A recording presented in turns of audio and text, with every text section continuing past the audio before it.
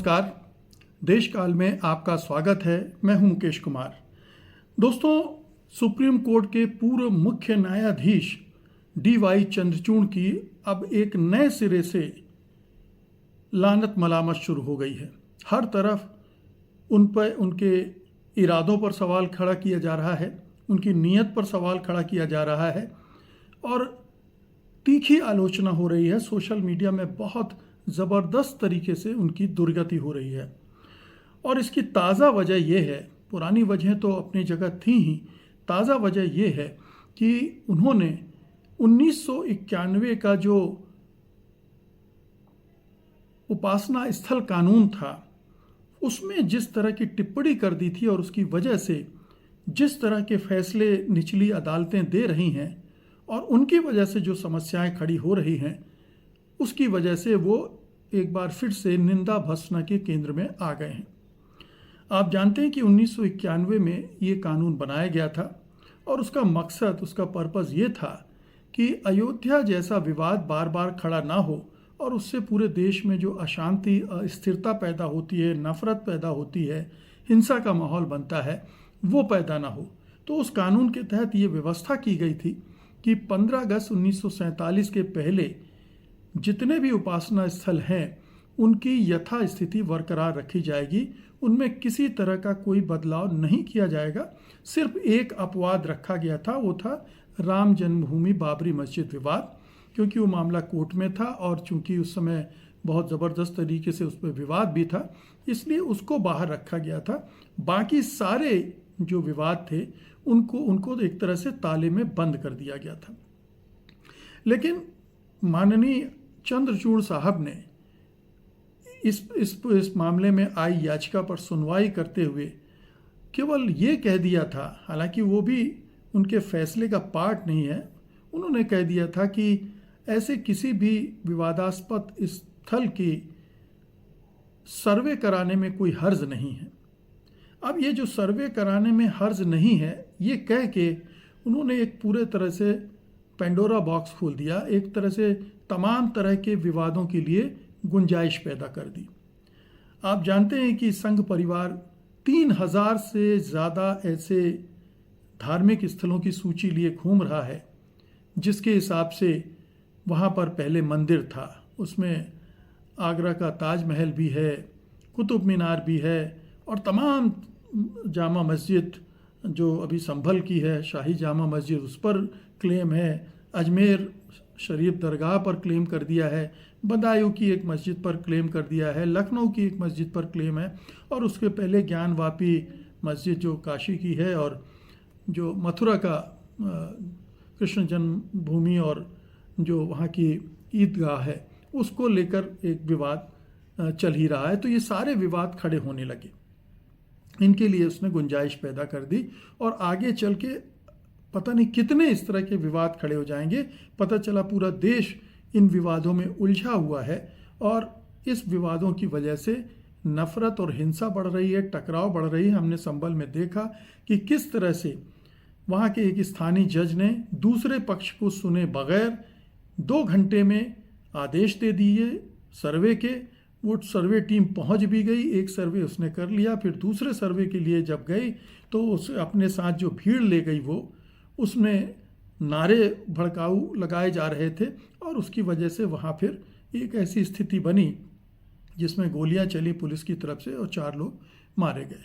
तो वो स्थिति संभल में बन चुकी है और देश के विभिन्न हिस्सों में बन सकती है और ये जो परिस्थिति बनी है इसके लिए चंद्रचूड़ को सीधे तौर पर जिम्मेदार माना जा सकता है, बल्कि वो जिम्मेदार हैं क्योंकि उन्होंने उस कानून में ये लूप होल छोड़ दिया जिसका इस्तेमाल अब संघ परिवार कर रहे हैं।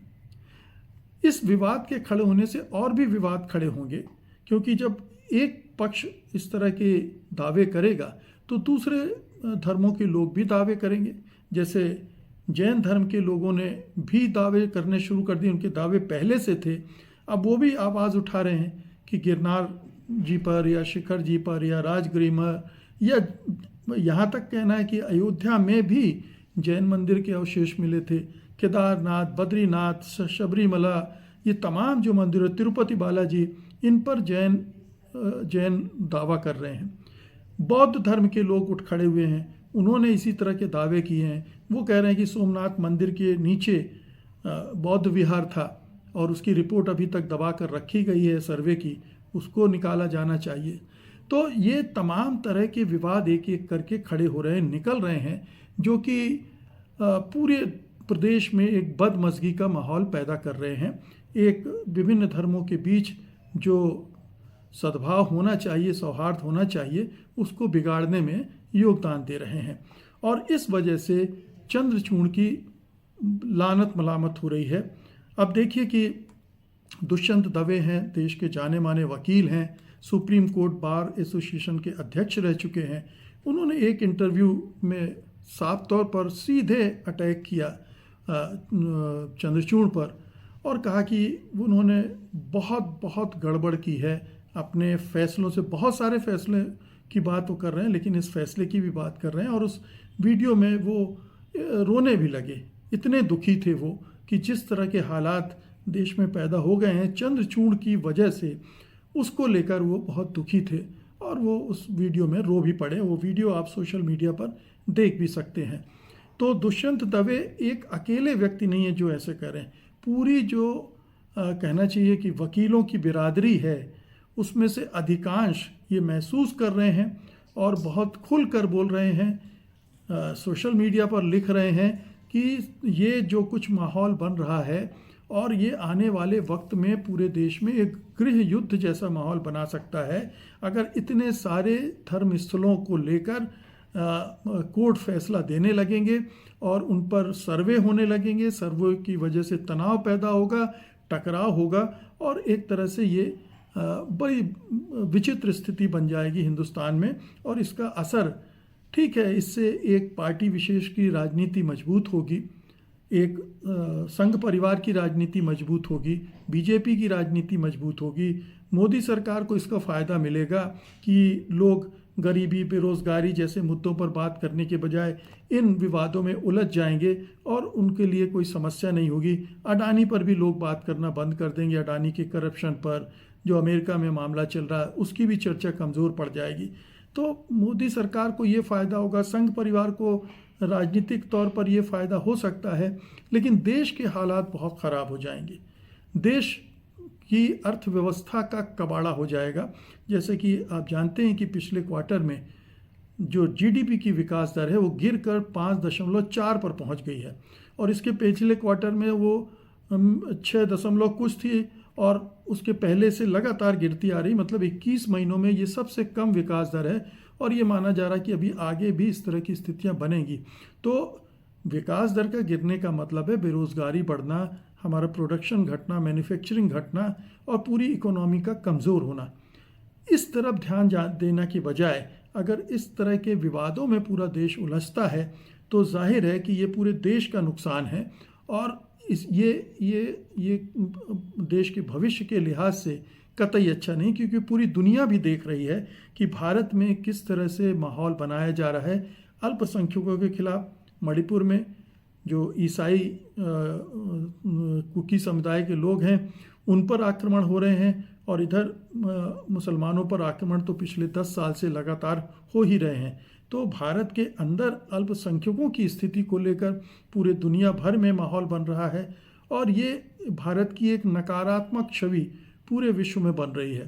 तो ये कई स्तरों पर ये जो विवाद 1991 के कानून में जो लूप होल छोड़ दिया है चंद्रचूड़ साहब ने, उसकी वजह से समस्याएं खड़ी हो रही हैं। और सोचिए कि एक सुप्रीम कोर्ट का जज अगर इस तरह की बात कर देता है और उससे ये पूरा माहौल बनता है तो कितने दुख की बात है कि ये अदालती कार्रवाई की वजह से इस तरह की समस्याएं खड़ी हो रही हैं, जबकि अदालत का काम है इस तरह के विवादों को रोकना, इन पर रोक लगाना।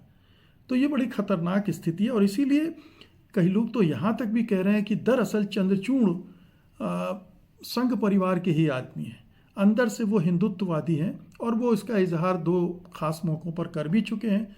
एक तो अपने घर पर प्रधानमंत्री को बुलाकर गणेश पूजा में और दूसरा फिर ये कह के कि अयोध्या के विवाद का फैसला लेने के लिए उन्होंने भगवान से प्रार्थना की थी कि वो उनका मार्गदर्शन करें।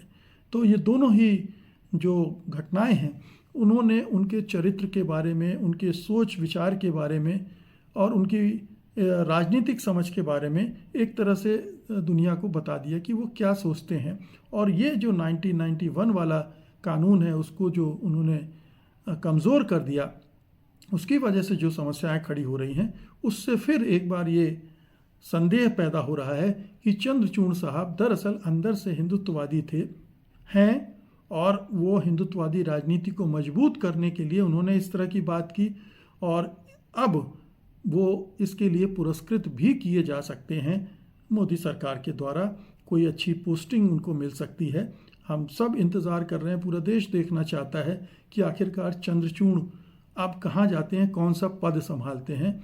लेकिन इतना ज़रूर है कि चंद्रचूड़ ने जो सोचा था कि रिटायरमेंट के बाद उनकी वाहवाही होगी, उनको शाबाशी मिलेगी, वो नहीं हो रहा है। उसके ठीक उलट हो रहा है। उनकी हर जगह थू थू हो रही है, उनकी फजीहत हो रही है और एक जज के रूप में, सुप्रीम कोर्ट के एक्स फॉर्मर चीफ जस्टिस के रूप में उनकी प्रतिष्ठा धूल धूसरित हो चुकी है। वो अब कभी वापस नहीं आने वाली है। भले ही वो कोई भी पद हासिल कर लें, कहीं पर भी जाकर बैठ जाएं, लेकिन उनकी प्रतिष्ठा अब ख़त्म हो चुकी है। बहुत बहुत शुक्रिया, धन्यवाद आपका, नमस्कार।